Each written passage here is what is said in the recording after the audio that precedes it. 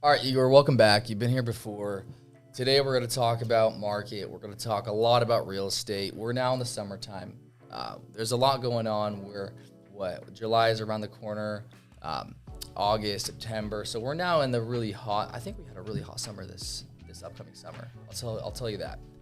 Big picture scale real estate, investments, real estate. What are you seeing in the market when it comes to buyers, when it comes to sellers?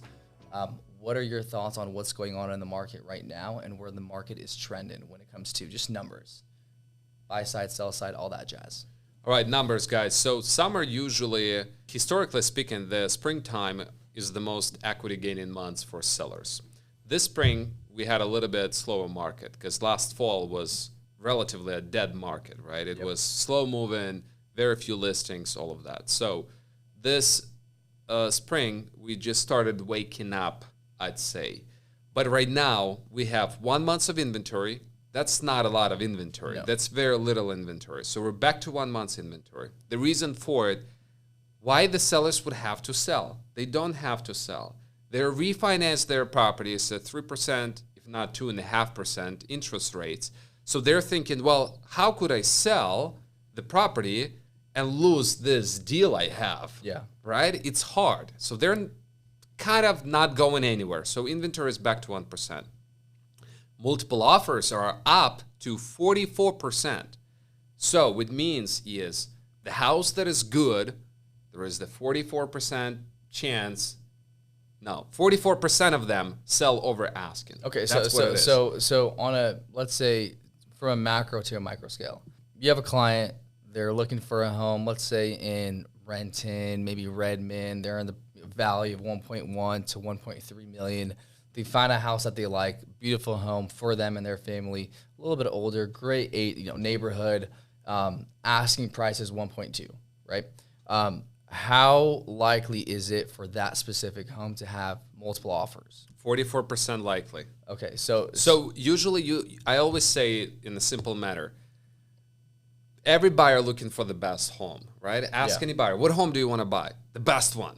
Okay, so when the best one shows up in Redmond, it's told up, it's good, it's 1.2, close to downtown, like there would be multiple offers on that house all day long.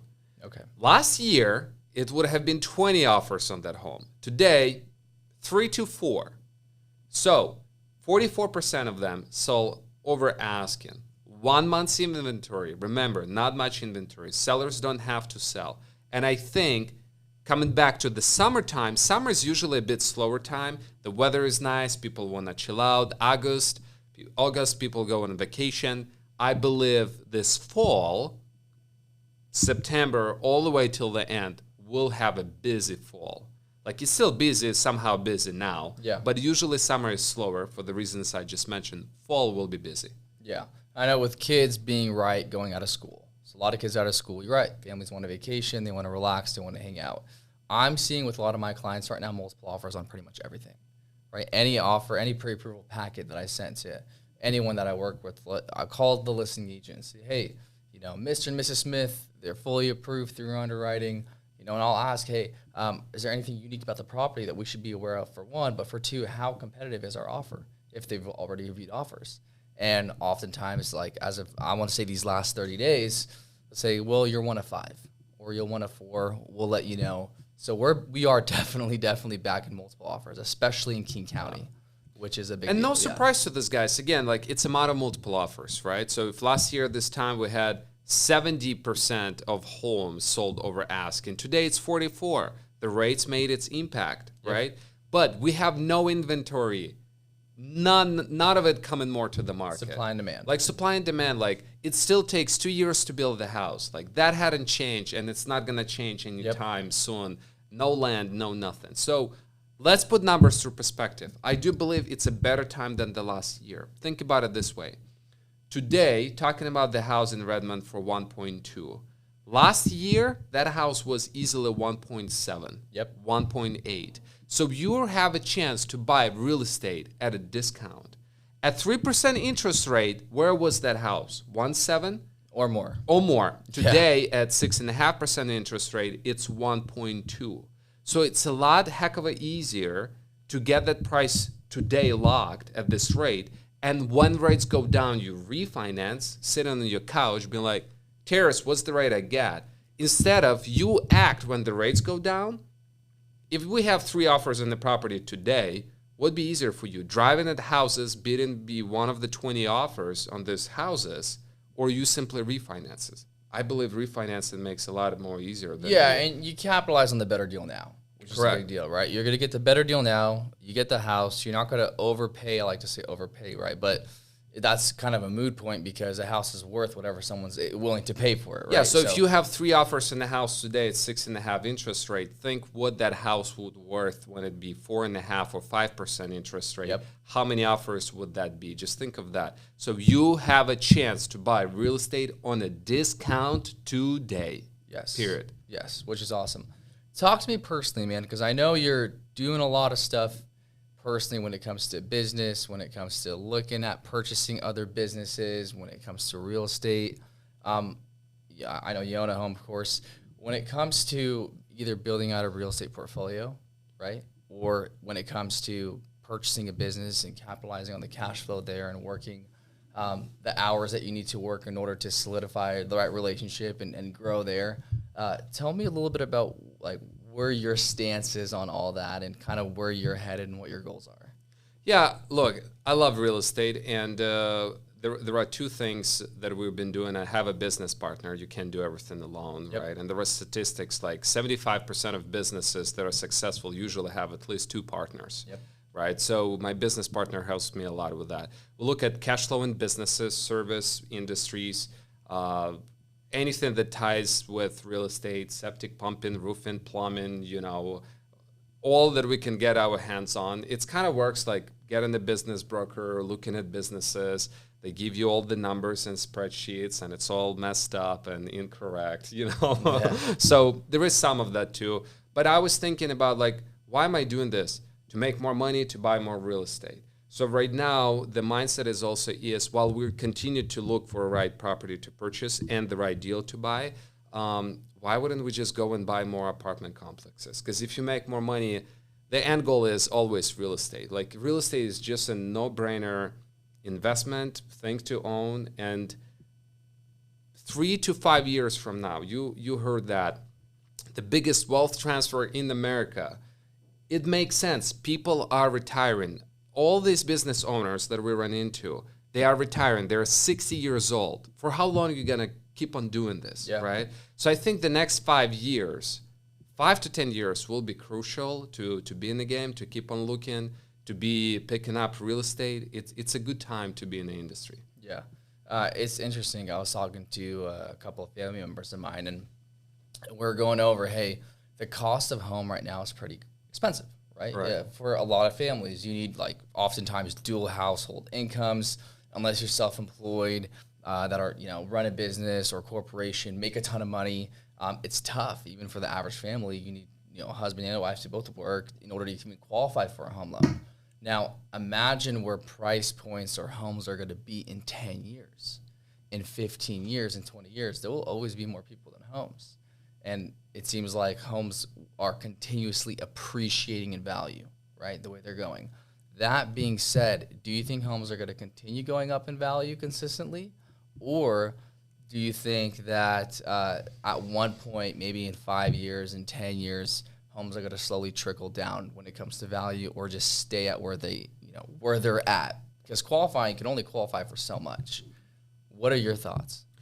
Guys, I mean, talking people like, but you're in real estate. Forget that I sell real estate. I just don't see how the price would get cheaper. Let's just say this. I don't know how aggressive the appreciation would be. There are a lot of things going on in market economies and all of it. But I work with builders. It's one of our directions. The costs are greater with every year. The cost to build gets more expensive. There are new regulations every year that does not help. Like they now want to get rid of all like natural gas, right? So all electric appliances, they keep on building more codes around it. Like it's harder to get lumber from Canada, because Canada and Vancouver, DC, I think. Lumber is big issue right now. Yeah, big issue with the lumber. Like there is no like, white light in the end of that tunnel. Like I don't see how could it get any cheaper? On the supply of land, we have teams that door knock. I have people that door knock. The people been in Bellevue that open doors, usually these older rundown homes, they've been in their homes for 50 years. Yeah. They're not going anywhere. Yeah. So how many families had moved here over the last 50 years? Oh, so many. And there is one house. And it takes 2 years to build a new house. 1 year for permitting, 1 year to build it. So I don't see those fundamentals to change. We have this bill that I think was signed or so, B1101 or something, about multifamily. Long story short, it's a drop of water in a big bucket. Like, it's not going to be impactful. I preliminarily sat down with builders. We run the numbers, like what it takes to build. Remember, like, the government's not going to be building houses. Those are the builders. Business must make sense. The numbers to do a duplex or triplex, one single family luxury home makes more money, and duplex or triplex costs more to build. Yep. I don't think it'd be something that will pop, to be honest with you. So will the homes be appreciating?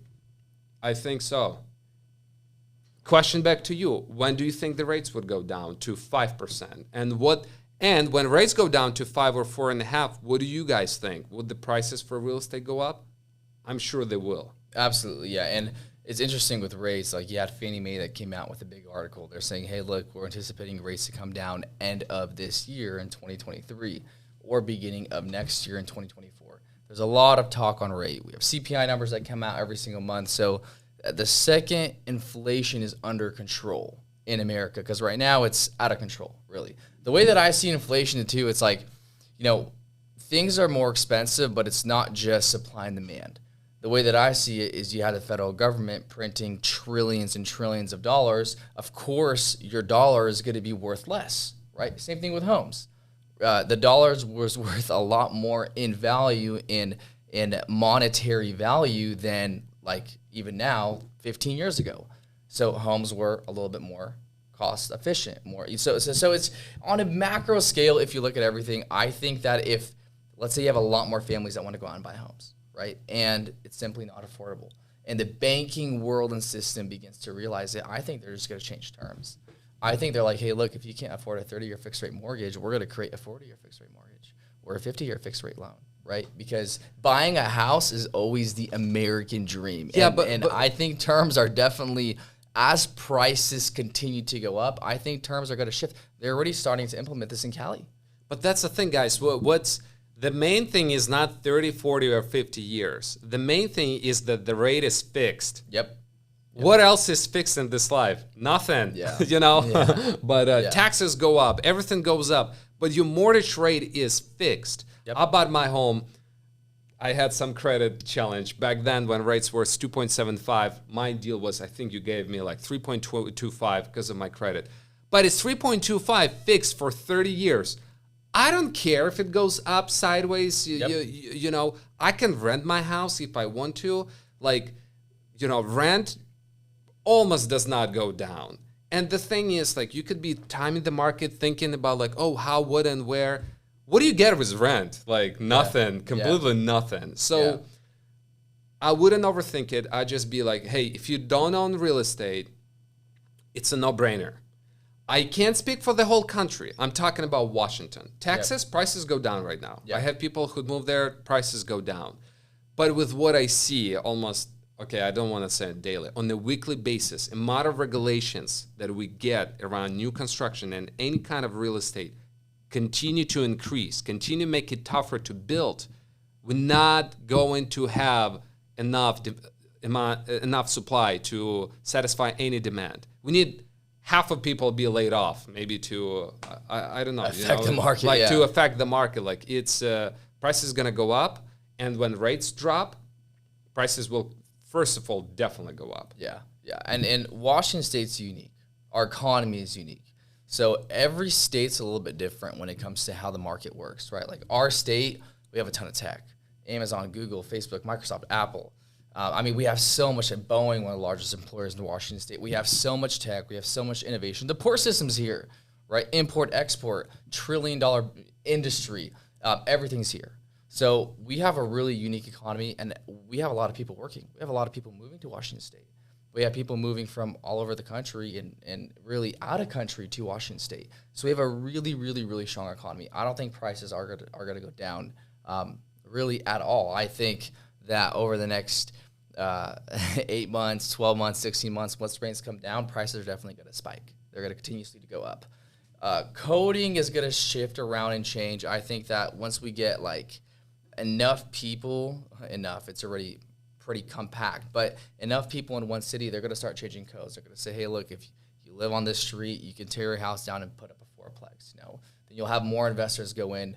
I think in 15, 20 years, people are not going to own homes. They're going to own condos. It's going to be like New York here, just from an affordability standpoint. I have my doubts. New York will be New York, In the end of the day, like we say, liberalism ends on your driveway, right? So you want to build a condo, and then there would be like a bunch of neighbors be like, oh, but you can't build here. Yeah. It's just amount of BS I know it because I work at it, right? Like it's just amount of BS that you have to go around and make everyone's happy. It's unbearable. Like that's why I don't think we're not going to have any more housing than what we have today. Could prices go down a bit? They could. But remember, on the 30-year, you get a fixed rate that you lock, that you possibly could refinance, and look at it on the 10-year perspective.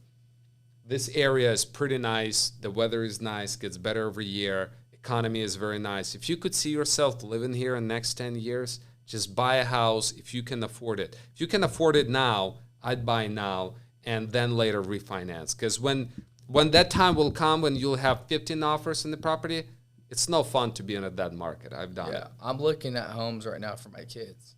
So I'm like, I got 2 boys, so I'm just like, man, what are they going to buy in 20 years, in 25 years? So I'm looking at houses now like, hey, maybe I got to buy another deal and convert this into a rental or purchase something else just so that I can start building something up so that it becomes somewhat affordable. Because there are places, cities, there are areas to where majority of people cannot afford to live there. They will rent, right? Yeah. Which is a big deal. So now I want to ask you a little bit off topic. One thing that I love about you, Igor, and this Only comes... one thing that I really, really, really love about you is on a big picture scale, you're a grinder and you're a hustler. And a lot of it has to do because you're not from America. You're not from this country. Sure. Right? So my family is not from this country. You're not from this country. It's on a big picture scale, we're both Ukrainian. And one thing that I notice with immigrants is they work a lot harder because they understand the value not just of their time, but the value of the freedom and really opportunity cost. They see that. So let's say this. I was thinking about how to phrase this, accurately on a big picture scale. The experience and knowledge that you have now, even 5 years ago, you're so much. I've known you for a long time. Yeah. So let's say you lost everything tomorrow. Okay. And you don't own a home. You're renting. You have no money in the bank. No money in the stock market, bond, crypto, no businesses. Let's say you even lost majority of your contacts. And I know in real estate that's a big deal because contacts is almost more valuable than anything else that you have. And you have to start from scratch. You don't have your realtor license. And let's say you have $1,000 in your bank account. What would you do with that $1,000? What's the first thing that you would do? Well, you got to live somewhere, right? So, let's say you're renting. You're renting a little place, but you got $1,000 in your bank, and you're like, I gotta put this money to work for me. I need to figure out what to do with this $1,000. What would you do? I'd probably get some real estate education for that money. So I always think if I move to, let's say, Portland tomorrow, if I start over, and that's kind of what I love all of my clients. And by the way, guys, any real estate needs, please reach out, right? But in the next 5 years, I'll be going after acquiring more real estate for myself. I'm like sick and tired of convincing people to do it, Like we do property reviews for our clients that bought 5-6 years ago. They all made at least $600,000 in their properties. It's like, do I really need to convince someone? Yeah. Like, does that make sense? Like, go back, look what real estate worth.